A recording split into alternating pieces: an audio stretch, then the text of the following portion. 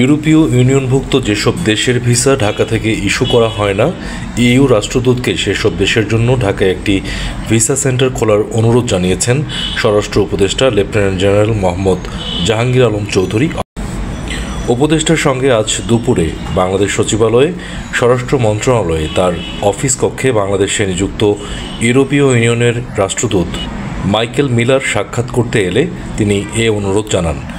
বৈঠকে দেশের আইন শৃঙ্খলা পরিস্থিতি, রোহিঙ্গা ইস্যু, অভিবাসন, মানব পাচার ও চোরাচালান প্রতিরোধ, বাংলাদেশের চলমান সংস্কার প্রক্রিয়া ইত্যাদি বিষয়ে বিস্তারিত আলোচনা হয়।